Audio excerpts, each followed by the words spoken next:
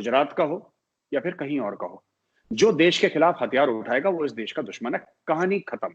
आप ये नहीं कह सकते। कल भी एक पाकिस्तानी पैनलिस्ट टीवी पे वो ब्रिगेडियर साहब थे, वो कह रहे थे कि पाकिस्तानी आर्मी के साहब वो आदिल अहमद डर है, जो कि सुसाइड बॉम्बर था पुलवामा का, जिसने 40 सीआरपीएफ के जवान हमारे उसमें खत्म हो गए, वो वीरगति को प्राप्त हो गए 40 से। तो उसके साथ ज्यादती करी थी, उसको थप्पड़ वप्पड़ मारा था। तो अगर मैं किसी को थप्पड़ मार दूं, फॉर एग्जांपल, एक तो पता नहीं कहां से इन्होंने स्टोरी सुनी है, पाकिस्तान में बैठे बैठे थे, पर इनको स्टोरी सुन गई इनको कि कहीं थप्पड़ मारा था। अगर आप किसी को थप्पड़ मारेंगे, कोई मुझे थप्पड़ मारेगा तो मैं भी तो उसको थप्पड़ मारूंगा। मैं ये थोड़ा ना कि थप्पड़ मुझे मारा किसी ने, 40 अनजान बंदों को मैंने मार, ये कौन सा लॉजिक है, मुझे समझ में नहीं आता। ये कैसा माइंडसेट है कि आप किसी को भी मार सकते हैं और कुछ भी कर सकते हैं। अब आपने बात करी आफ्स्पा की, armed forces special powers act. देखिए, armed forces special powers act पहले नहीं थी कश्मीर में, अब आई है। और इसलिए आई है क्योंकि प्रॉब्लम इतनी ज्यादा हो गई थी टेररिज्म की कि पुलिस से और पैरामिलिट्री फोर्सेस से और CAPF, central armed police forces से, वो संभल नहीं रही थी सिचुएशन। तो आर्मी लाई। आर्मी ऐसे ऑपरेट कहीं नहीं करती, इंडियन आर्मी। अगर आपको आर्मी चाहिए तो आपको दो चीजें कबूल करनी पड़ेंगी। पहली चीज कि आप उस चीज को संभाल नहीं पा रहे, उस सिचुएशन को, इसलिए आपको आर्मी बुलानी पड़ी, वरना आप खुद ही कर लेते, राइट। और अगर आपने आर्मी बुला दी, फिर आर्मी पे वो कानून लागू नहीं होते जो पुलिस फोर्स पे या एडमिनिस्ट्रेशन पे होते हैं। क्योंकि आप, मेरा मतलब आपसे मतलब जेएनके गवर्नमेंट की बात कर रहा हूं मैं, आपकी बात नहीं कर रहा, जेएनके गवर्नमेंट। तो आर्मी वहां पे ऐसा नहीं है कि arm forces special powers act, ये आधे लोग जो लिखते हैं ना आफ्स्पा के ऊपर, ये journalist, they themselves have not studied the document। तो मैं सबसे गुजारिश करूंगा, इसमें शामिल इंडियन जर्नलिस्ट भी हैं, सिर्फ पाकिस्तानी नहीं है, इंडियन जर्नलिस्ट, पाकिस्तानी जर्नलिस्ट, कि भाई तुम पढ़ लो एक बार, कोई भी चीज ऑब्जेक्ट करने से पहले पढ़ लो, ठीक है। आप सेंट्रल गवर्नमेंट या गवर्नर की परमिशन के साथ आप इंडियन आर्मी के ऑफिसर के ऊपर एफआईआर भी फाइल कर सकते हैं। आपने सुना होगा एक दो केसेस जहां पे एफआईआर फाइल हुए हैं रिसेंटली, एक दो साल पहले की बात कर रहा हूं, 30 साल में तो कितने हुए हैं। तो ऐसी बात नहीं है। Arm forces special hours act, वो जो कहते हैं ना इंप्यूनिटी देती है कि आप जाओ और आपने AK-47 से 50 बंदे मार दिए, कुछ ये सब फिल्मी बातें हैं। ऐसा कैसे होता है? ऐसा तो जो गिलानी है वो तक नहीं कहता ऐसी बातें। हाँ, arm forces special powers act में कुछ स्पेशल पावर्स आर्म फोर्सेस को दे रखे हैं, क्योंकि वहां पे इशू है वहां पे। अब आखिरी मैं जो चीज बताता हूं, ये आपको अगर कुछ भी करना है, आपको अगर कोई भी चीज, अगर आपको ऐसा जिसको आप कहते हैं कि हो सकता है आपको चाहते हैं कि कश्मीर जो है वो फ्री हो जाए, फॉर एग्जांपल आप लोग चाहते हैं ना, आजादी की बात करते हैं पाकिस्तानी, कि कश्मीर फ्री हो जाए, तो कैसी आजादी है? ये दुख्तरान मिल्लत, हिजबुल मुजाहिदीन, जैश ए मोहम्मद, लश्कर, ये कैसे कैसे नाम है? ये तो कश्मीरी नाम नहीं है, ये तो उर्दू के नाम नहीं है, ये तो हिंदी के नाम नहीं है। ये कहां से आए ये ग्रुप्स? इनके आधे के लीडर कश्मीरी नहीं है। हाफिज सईद पंजाबी है, मौलाना मसूद अजहर बहावलपुर का रहने वाला है, इनका क्या लेना देना कश्मीर से? फिर आप कहते हैं ये लोकल है, तो कौन मानेगा? देखिए, आप यूनाइटेड नेशंस का वास्ता देते हैं, आप कहते हैं कि प्लेबिसिट होना चाहिए, सारे पाकिस्तानी कहते हैं प्लेबिसिट होना चाहिए, राइट? प्लेबिसिट होना चाहिए, यूनाइटेड नेशंस का वास्ता देते हैं। यूनाइटेड नेशंस की दो चीज आप अग्री नहीं करते, उसी यूनाइटेड नेशंस की, ठीक है। तो वही यूनाइटेड नेशंस ने तो हाफिज सईद को भी ग्लोबल टेररिस्ट डिक्लेयर करा है, फिर उस यूनाइटेड नेशंस की बात मान रहे हैं, और फिर आप कह रहे हैं कि सुप्रीम कोर्ट ने उसको हमारे वो नहीं करा। दूसरी चीज, इजराइल की बात ले लीजिए, उसी यूनाइटेड नेशंस ने तो इजराइल को बनाया। आप लोग इजराइल को रिकॉग्नाइज, इजराइल ना आपका हाजमा खाता खराब हो रहा है ना इजराइल का खराब हो रहा है, दोनों मुल्क अपने आप चल रहे हैं बिना इसके। लेकिन आप लोगों ने जो इजराइल को रिकॉग्नाइज नहीं करा, राइट, उसके पीछे क्या बात है? मैं एक सवाल आरजू उल्टा आपसे ले लूं, ठीक है, क्योंकि ये 65 वॉर और बाद में जो 5 डे वॉर, 6 डे वॉर, यौम किपुर वॉर, ये तो बाद में हुए। आप लोगों ने तो डे 1 से इजराइल को रिकॉग्नाइज नहीं करा। क्यों नहीं करा रिकॉग्नाइज? एक छोटा सा सवाल मैं भी आपसे पूछ लूं। और देखिए, किसी इजरायली को फर्क नहीं पड़ता, क्योंकि वो फर्स्ट वर्ल्ड कंट्री है, मैक्सिमम पीएचडीज प्रोड्यूस कर रही है। ना पाकिस्तान की सेहत को फर्क पड़ता है, ना इजराइल की सेहत को फर्क पड़ता है। मैं एक पॉइंट समझने की कोशिश कर रहा हूं कि आप लोगों ने इजराइल को रिकॉग्नाइज क्यों नहीं करा? जी फखर बताएंगे कि डिटेल से नहीं, फखर थोड़ा सा कॉम्पैक्ट पे बता देता हूं।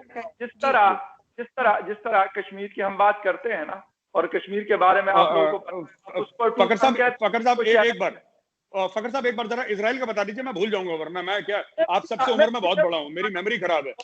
के साथ फलस्तीन के साथ वहां पे आके उन्होंने कब्जा किया। इजराइल का अपना वो मुल्क नहीं है। वहां पे अगर लेट सपोज मैं जाके आपके किसी शहर में मतलब जायदादें खरीदना शुरू कर दो, फिर उस शहर पे कब्जा कर दूं, तो मेरा तो नहीं हो जाएगा ना, वो हिंदुस्तान का ही है, या हिंदुस्तान जो वहां के लोग हैं उनका है। मैं उस मतलब ठीक है, मैं वहां फकर साहब एक मिनट, जी जी जी जी जी, के साथ फलस्तीन के साथ पाकिस्तान, उसको कहते हैं हम बैतुल मुकद्दस को क़िबला अव्वल, जहां पे हम लोग सजदे रेज होते हैं मुसलमान, ठीक है। उसके बाद काबाया सबसे पहले वही था।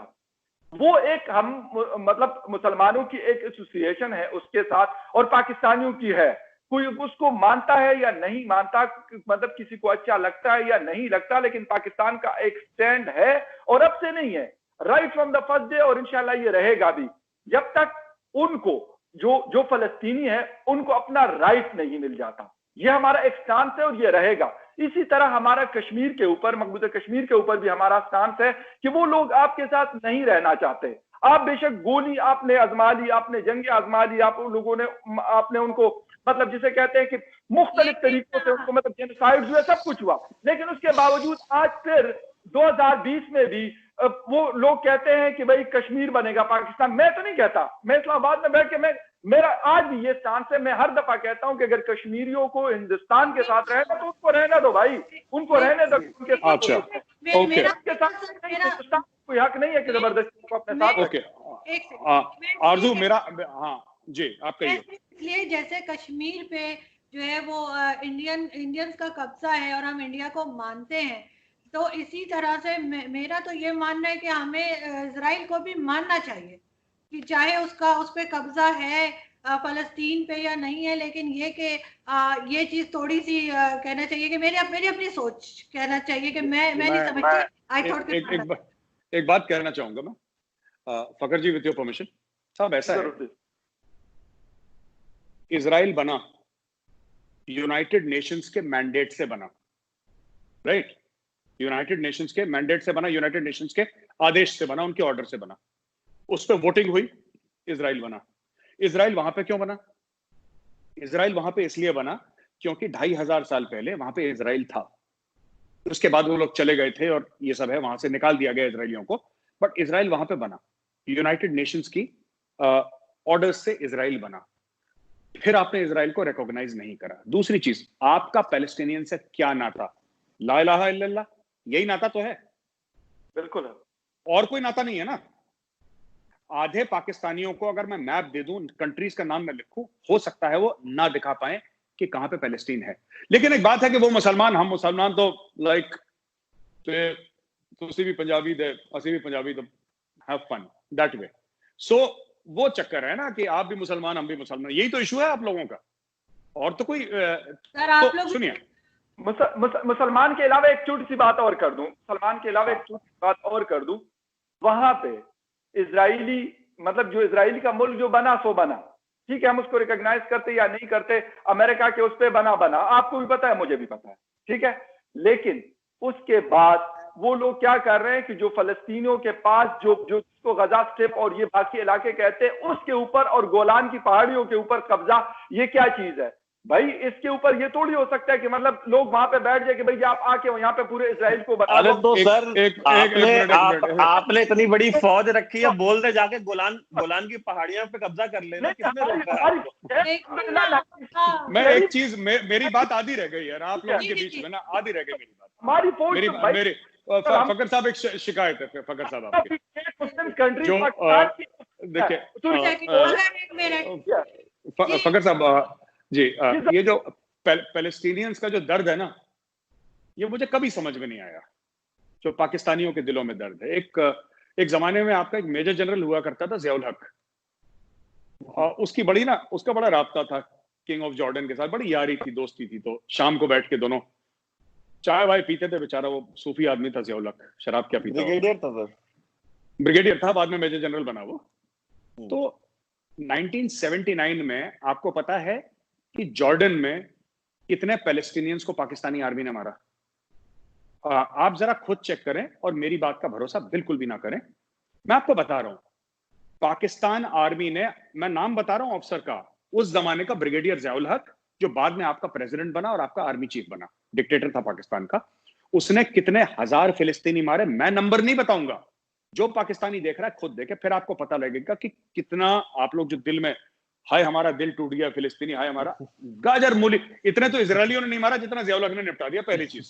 और हजारों की, आप खुद पता लगाइए, मैं नहीं बोलूंगा आपको, क्योंकि अगर मैं बताऊंगा यहाँ पे फिर लोग बोलेंगे साहब ये तो गलत बोल रहे हैं मेजर साहब, मैं गलत नहीं बोल रहा, आप खुद पता लगा लो। दूसरी चीज मैं पता लगाना बताऊंगा आपको, ठीक है, ये जो आप कह रहे हैं ना गोलान हाइट्स पे कैप्चर हुआ, और ये जो आप कह रहे हैं कि गाजा स्ट्रिप की बात, ये बहुत बाद में हुआ है।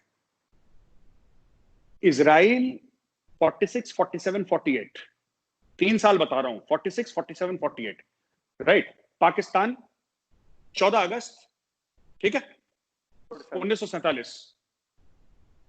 आपने क्यों नहीं रिकॉग्नाइज करा इजराइल को? अगर आप रिकॉग्नाइज करते और फिर बाद में बोलते कि तुमने गलत काम करा है हमारे मुसलमान भाइयों के साथ, तुमने पैलेस्टीन पे कब्जा कर लिया, तुमने गाजा स्ट्रिप पे कब्जा कर लिया, हम तुम्हारे साथ डिप्लोमेटिक रिलेशन तोड़ते हैं, तो मुझे बात समझ में आ जाती कि हाँ आपने मॉरल स्टैंड